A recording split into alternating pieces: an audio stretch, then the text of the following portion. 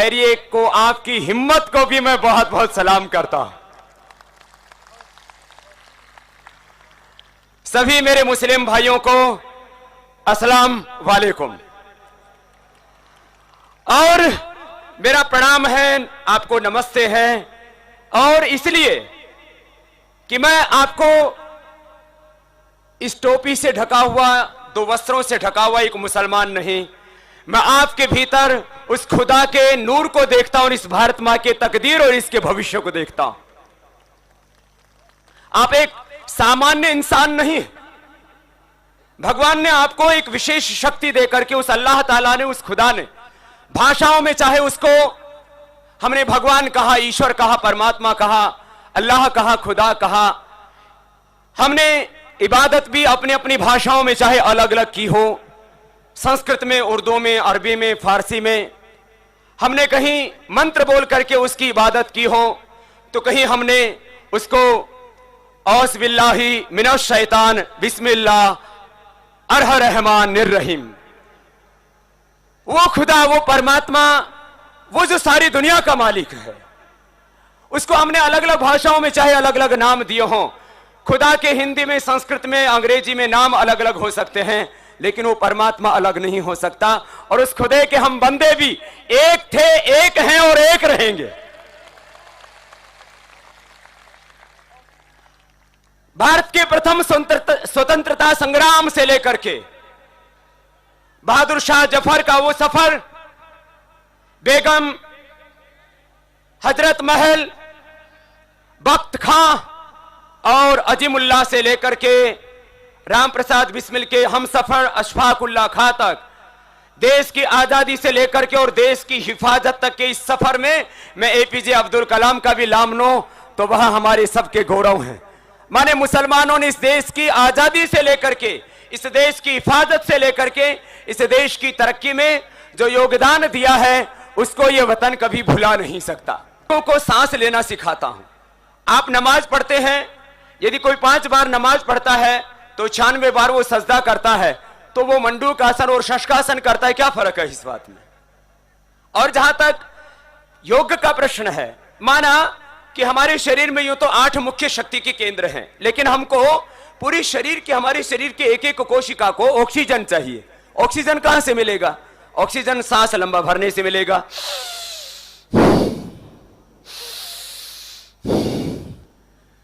अब हिंदू ले, मुसलमान ले, ईसाई ले, सांस तो सबको ऊपर से ही लेना पड़ेगा, नीचे से तो छूट सकता है, लिया नहीं जा सकता। अब किसी के पेट में गैस बन रही हो तो छोड़ सकता है नीचे से, लेना तो सबको ऊपर से पड़ेगा। আমার নাম ইরশাদ, কম্পিউটার ইঞ্জিনিয়ারিং এ পড়াশোনা করছি।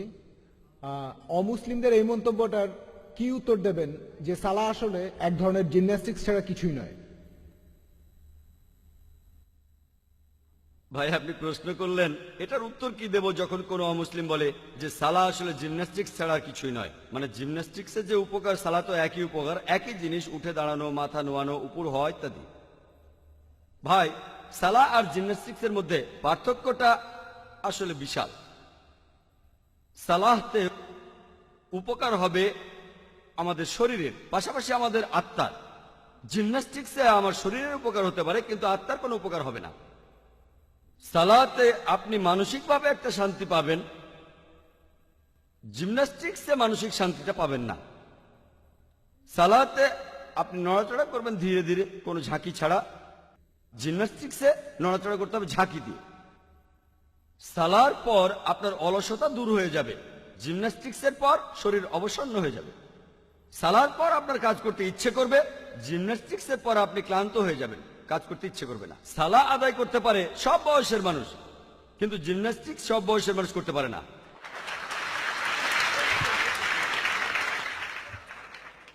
সালাতে কোন রকম টাকা লাগবে না।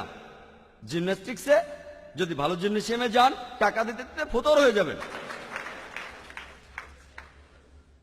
সালার জন্য কোনো যন্ত্রপাতি দরকার নেই, কিন্তু জিমন্যাস্টিক্সের জন্য দরকার হয়, যেমন প্যারালাল বার, রিং ইত্যাদি। সালাহ আদায়ে সামাজিক অবস্থার উন্নতি হয়, উন্নতি হবে ভ্রাতৃত্ববোধ, একতা, সংহতি। জিমন্যাস্টিক্সে সামাজিক অবস্থার কোনো উন্নতি হয় না। সালাহ আদায় আপনাকে ন্যায়পরায়ণতার দিকে পরিচালিত করে। আপনি আরো উন্নত মানুষ হবেন। জিমন্যাস্টিক্স এর মাধ্যমে আপনি উন্নত মানুষ হবেন না, অথবা এতে আপনার ন্যায়নিষ্ঠার উন্নতি হবে না। সালাদের প্রধান উদ্দেশ্য হলো আল্লাহ সুবহানাহু ওয়া তাআলার সন্তুষ্টি লাভ করা। সেখানে একটা নিয়ত থাকবে। বাহ্যিকভাবে সালাহ আর জিমন্যাস্টিক্স এর অঙ্গভঙ্গির মিল থাকলেও দুটো জিনিস এক নয়, কারণ সালাতে আমরা নিয়ত করি, আমরা সালাতে আল্লাহ সুবহানাহু ওয়া তাআলাকে ধন্যবাদ জানাই, সন্তুষ্ট করতে চাই। এটা জিমন্যাস্টিক্সে কখনোই পাবেন না। সালাহ আদায় করলে অনেক উপকৃত হবেন। সালাহ একটা জীবন দর্শন। সালাহ আপনার আত্মিক অবস্থানকে উন্নত করবে, পাশাপাশি শারীরিকভাবে উপকৃত হবেন। সালাহ আপনার বিশ্বাসকে বাড়িয়ে দেয়, আপনার বিশ্বাসকে শক্তিশালী করে। পবিত্র কোরআনে সূরা আনফালের 2 নম্বর আয়াতে উল্লেখ করা হয়েছে যে সত্যিকারের বিশ্বাসী তারাই যাদের হৃদয় কম্পিত হয় যখন আল্লাহকে স্মরণ করা হয়, আর যখন আল্লাহর আয়াত পাঠ করা হয়। এটা তাদের ঈমান বৃদ্ধি করে এবং তারা তাদের প্রতিপালকের উপরে নির্ভর করে। পবিত্র কোরআন বলছে, সূরা ফাতিহার 5 থেকে 7 নম্বর আয়াতে উল্লেখ করা হয়েছে, ইয়্যাকা না'বুদু ওয়া ইয়্যাকা নাস্তাঈন, আমরা তোমারই ইবাদত করি, তোমারই সাহায্য প্রার্থনা করি। ইহদিনাস সিরাতাল মুস্তাকিম সিরাতাল লাযিনা আন'আমতা আলাইহিম গায়রিল মাগদুবি আলাইহিম ওয়ালাদ-দাল্লিন, আমাদের সরল পথ দেখাও, তাদের পথ যাদের তুমি অনুগ্রহ দান করেছো, তাদের পথ নয় যারা ক্রোধ নিপতিত, যারা পথভ্রষ্ট। এতে আপনার জীবনের শৃঙ্খলা বাড়বে। সত্যিকারের মুসলিম সে তার দিন শুরু করে ফজরের সালাহ আদায় করার মাধ্যমে। আর ফজরের সালার সময় মুয়াজ্জিন আজান দেওয়ার সময় বলেন, আসসালাতু খায়রুম মিনান নাওম, যে ঘুম অপেক্ষা সালাহ উত্তম, ঘুমিয়ে থাকার চেয়ে নামাজ পড়া উত্তম। একজন সত্যিকারের মুসলিম দিনের মাঝখানে সালাহ আদায় করে, আর সে তার দিন শেষ করে এশার সালাহ দিয়ে ঘুমাতে যাওয়ার আগে। সালাহ এছাড়াও সামাজিক অবস্থান উন্নত করে। সালাহ আদায়ের সময় যে সমাবেশ, সেটা আমাদের ভ্রাতৃত্ব বোধ বাড়ায়, মমত্ববোধ বাড়ায়, একতা বাড়ায়, আর এটা সাম্যবাদের এক অনন্য দৃষ্টান্ত। সংহতি বৃদ্ধি পায়। সালাহ আদায় করতে গিয়ে সবাই একত্রিত হয়, আর তাদের মধ্যে ভালোবাসার বন্ধন জোরদার হয়। পবিত্র কোরআনে সূরা হুজুরাতের 13 নম্বর আয়াতে উল্লেখ করা হয়েছে, ইয়া আইয়ুহান নাসু ইন্না খালাকনাকুম মিন যাকরিন ওয়া উনসা ওয়া জাআলনাকুম শুউবান ওয়া কাবাইলা লিতাআরাফু ইন্না আকরামাকুম ইনদাল্লাহি আতকাকুম ইন্নাল্লাহা আলিমুন খাবীর। হে মানুষ জাতি, আমি তোমাদের সৃষ্টি করেছি একজন পুরুষ ও একজন নারী হইতে, পরে তোমাদের বিভক্ত করেছি বিভিন্ন জাতি ও গোত্রে, যাতে তোমরা অপরের সাথে পরিচিত হতে পারো। এজন্য নয় যে তোমরা পরস্পরকে ঘৃণা করবে। আর তোমাদের মধ্যে আল্লাহর কাছে সেই ব্যক্তি অধিক মর্যাদা সম্পন্ন যে তোমাদের মধ্যে অধিক মুত্তাকি, অধিক ন্যায়পরায়ণ। নিশ্চয়ই আল্লাহ সকল কিছু জানেন, সমস্ত খবর রাখেন। আল্লাহ সুবহানাহু ওয়া তাআলা আমাদের যেটা দিয়ে বিচার করবেন, সেটা গোত্র নয়, বর্ণ নয়, ধর্মবিশ্বাস নয়, সম্পদ নয়, লিঙ্গ নয়, সেটা হলো তাকওয়া, অর্থাৎ ন্যায়পরায়ণতা, আল্লাহকে মেনে চলা এবং ধার্মিকতা। পবিত্র কোরআনে সূরা হুমাজার 1 নম্বর আয়াতে উল্লেখ করা হয়েছে, ওয়াইলুল লিকুল্লি হুমাজাতিল লুমাজা, দুর্ভোগ তাদের যারা সামনে ও পেছনে মানুষের নিন্দা করে থাকে। সালাহ আমাদেরকে বিরত রাখে মানুষের নিন্দা করা থেকে। পবিত্র কোরআনে সূরা হুজুরাতের 11 নম্বর ও 12 নম্বর আয়াতে উল্লেখ করা আছে, ইয়া আইয়ুহাল্লাযিনা আমানু, হে মুমিনগণ, তোমাদের মধ্যে কোনো পুরুষ যেন অপর কোনো পুরুষকে উপহাস না করে, কেননা যাকে উপহাস করা হয় সে উপহাসকারী অপেক্ষা উত্তম হতে পারে। কোন নারী অপর নারীকে যেন উপহাস না করে, কেননা যাকে উপহাস করা হয় সে উপহাসকারী অপেক্ষা উত্তম হতে পারে। একে অপরের প্রতি তোমরা দোষারোপ করো না, এবং তোমরা একে অপরকে মন্দ নামে ডেকো না। ইয়া আইয়ুহাল্লাযিনা আমানু, হে মুমিনগণ, তোমরা অনুমান হতে দূরে থাকো, কারণ অনুমান কোন কোন ক্ষেত্রে পাপ। একে অপরের গোপনীয় বিষয় সন্ধান করো না, এবং একে অপরের পশ্চাতে নিন্দা করো না, পেছন থেকে নিন্দা করো না। তোমাদের মধ্যে কি কেউ তার মৃত ভাইয়ের গোশত খেতে চাইবে?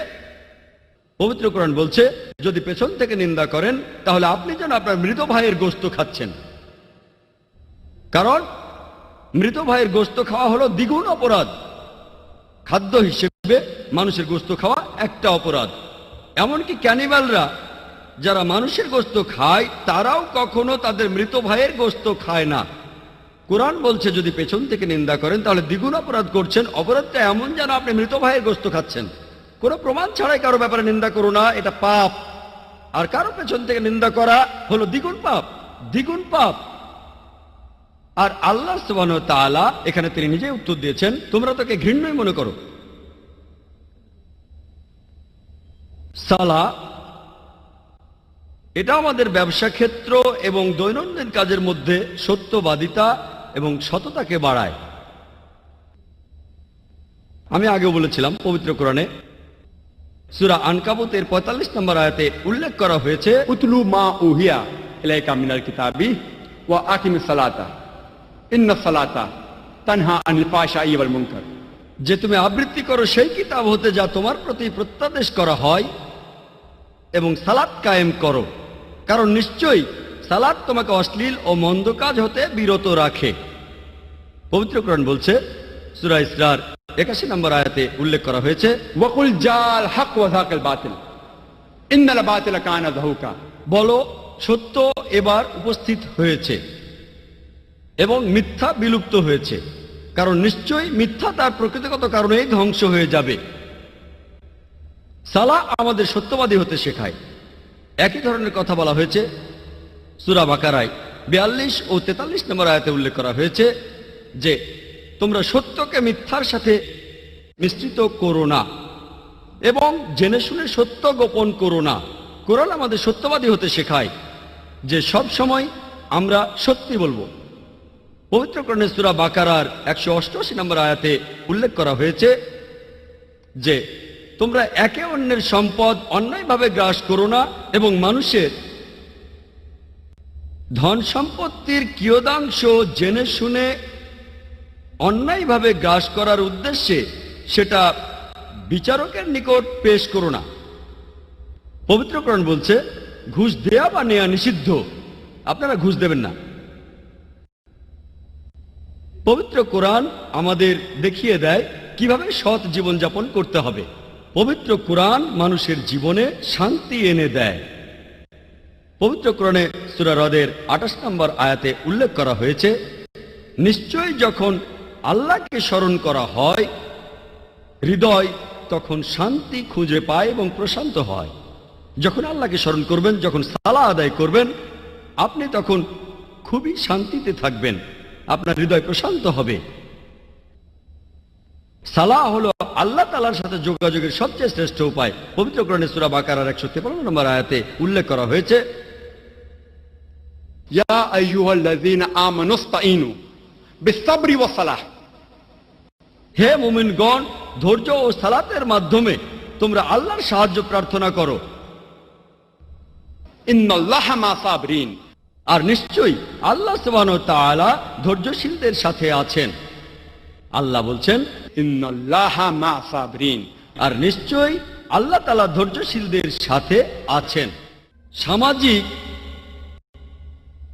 উপকারিতার পাশাপাশি, আত্মিক উন্নতির পাশাপাশি, অন্যান্য উপকারের পাশাপাশি সালাহ থেকে আমরা পাই বিভিন্ন শারীরিক উপকারিতা। সালাতের সময় যখন রুকুতে যায়, যখন মাথা নোয়ায়, শরীরের উপরের অংশে তখন অতিরিক্ত রক্ত প্রবাহিত হয়, মেরুদণ্ড তখন হয়ে যায় নমনীয়, মেরুদণ্ডের বিভিন্ন নার্ভ শক্তিশালী হয়, মেরুদণ্ড বা পিঠের ব্যথা দূর হয়ে যায়। এতে করে দূর হয় পেট ফাঁপা জাতীয় সমস্যাগুলো। এরপরে যখন উঠে দাঁড়াই, অর্থাৎ রুকুর পরে যখন উঠে দাঁড়াই, শরীরের উপরের অংশে যেটুকু রক্ত প্রবেশ করেছে সেটার প্রবাহ তখন স্বাভাবিক হয়, শরীরও তখন রিল্যাক্সড হয়। যখন আমরা সেজদা দেই তখন আমাদের কপাল মাটিতে ঠেকাই। এটা হলো সালাতের সবচেয়ে শ্রেষ্ঠ অংশ, এটা হলো সালাতের সবচেয়ে গুরুত্বপূর্ণ অংশ। প্রত্যেক দিন মানুষের শরীর তার চারপাশের বিভিন্ন ইলেকট্রোস্ট্যাটিক চার্জের সংস্পর্শে আসে।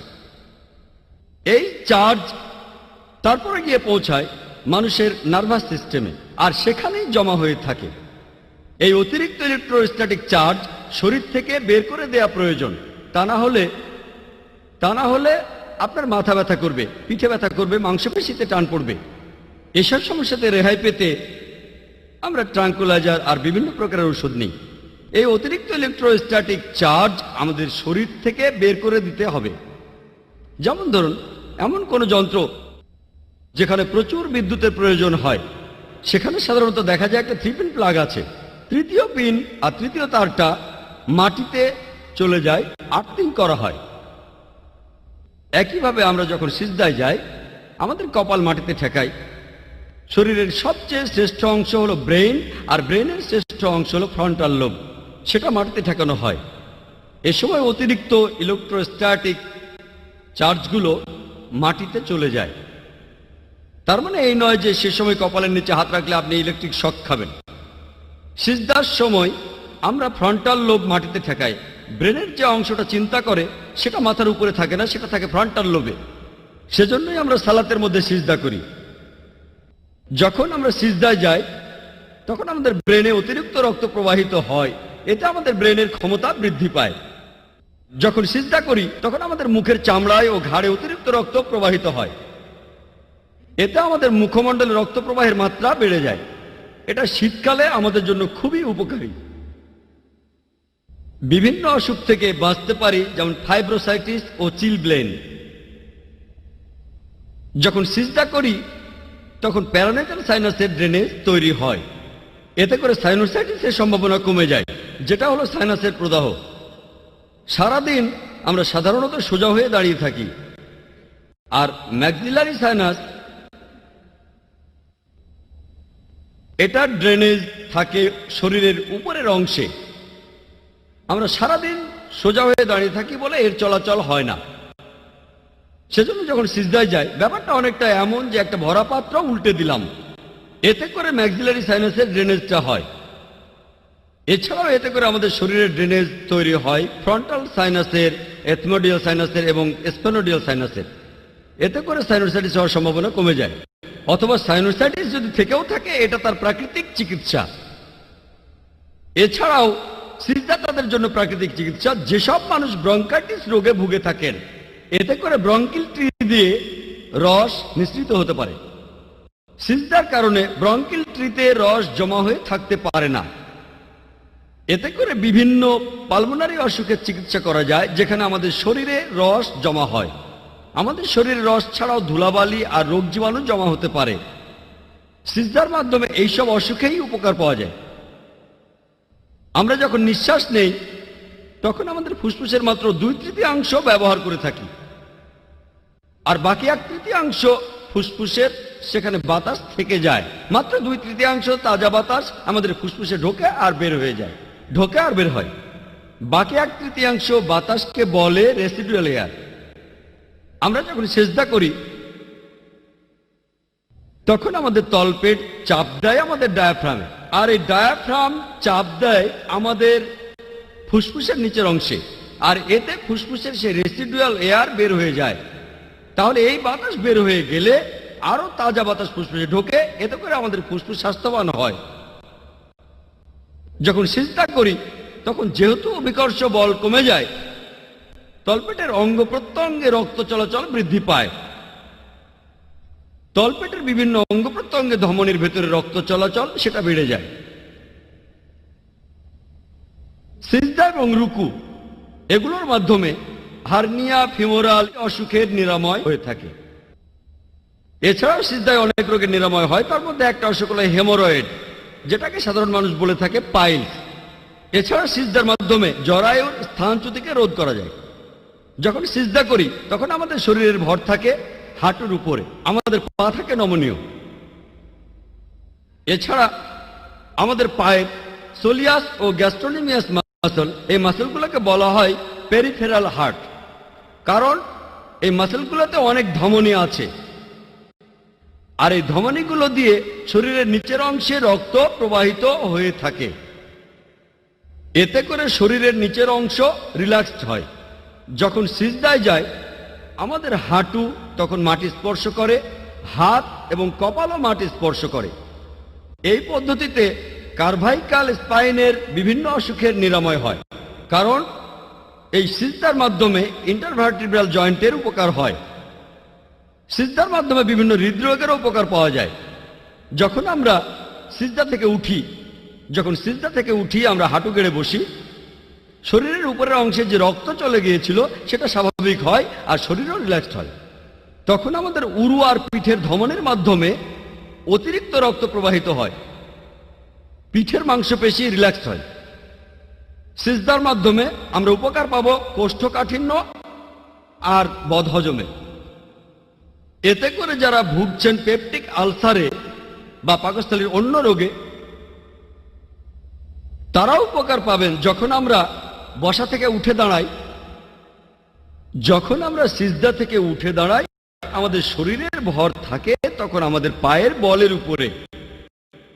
এতে করে আমাদের পিঠের মাসল, উরুর মাসল, হাঁটুর মাসল আর পায়ের মাসল শক্ত হয়।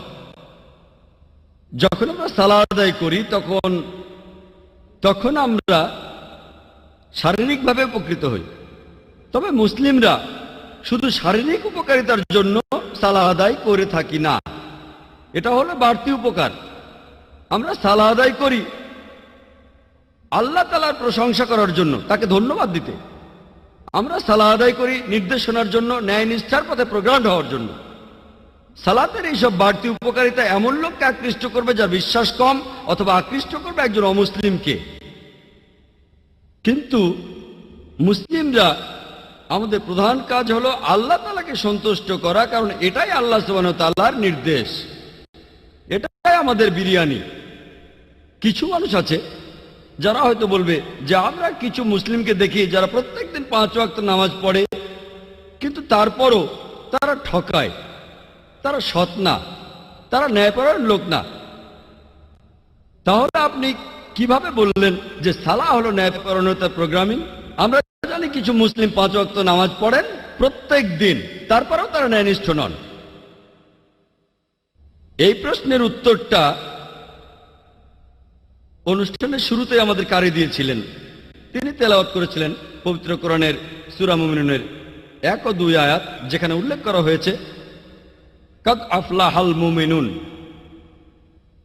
আল্লাযীনা হুম ফি সালাতিহিম খাশিউন। অবশ্যই সফলকাম হয়েছে মুমিনগণ, যারা সালাত আদায় করে নম্রভাবে ও মনোযোগের সাথে। আরবি শব্দ খাশিউন, এটা এসেছে খুশবু, যার অর্থ নম্রতা এবং মনোযোগ দেয়া। সেজন্য আল্লাহ বলেছেন যারা সালাত আদায় করে মনোযোগের সাথে ও নম্রভাবে তারা অবশ্যই সফল কাম হবে, তারাই সালার উপকারগুলো পাবে। কিন্তু যারা শুধু বাইরে থেকে সালাহ আদায় করে কোনো নম্রতা ছাড়া, মনোযোগ ছাড়া, তারা সালার উপকারগুলো কখনোই পাবে না। তাহলে এই মুসলিমরা যারা সালাহ আদায় করে আর এ থেকে কোনো উপকার পায় না, তারা ন্যায়পরায়ণ নয়। এর কারণ হলো তারা সালাহ আদায় করে শুধু বাইরে থেকে,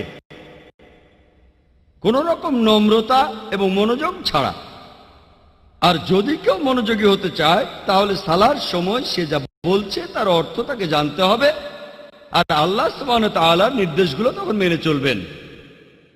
যেমন ধরুন সালার সময় ইমাম সাহেব সূরা ফাতিহার পরে পড়লেন সূরা ইখলাস আর বললেন কুল হুয়াল্লাহু আহাদ, বলো তিনি আল্লাহ এক এবং অদ্বিতীয়।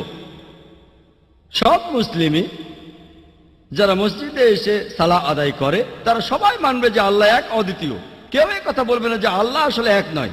আল্লাহ এখানে ইমামকে নির্দেশনা দিচ্ছেন, ইমাম এখানে যা করছেন তিনি মুসলিমদের কাছে আল্লাহ সুবহানাহু ওয়া তাআলার বাণী পৌঁছে দিচ্ছেন আর বলছেন কুল হুয়াল্লাহু আহাদ, বলো তিনি আল্লাহ এক এবং অদ্বিতীয়। এই কথাটা তাদের কাছে বলো যারা আল্লাহ সুবহানাহু ওয়া তাআলাকে বিশ্বাস করে না, যারা একমাত্র আল্লাহকে বিশ্বাস করে না, তাদেরকে গিয়ে